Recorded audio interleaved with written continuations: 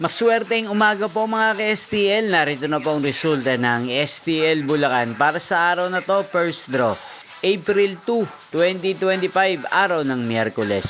Naway ang mga natayan nyo pong mga numero kanina ay manalo nawa ngayong umagang ito, 11 AM. Kaya't kunin nyo na po ang inyong mga tickets.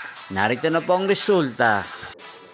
Ang mga numerong nanalo sa STL Bulacan ngayong umagang ito, April 2, 2025, 11 AM. First draw result, 10 at 37 in exact order. Sa lahat po ng tumaya kanina sa STL Bulacan para sa first draw ng 10 at 37, congrats po sa inyo, panalo po kayo.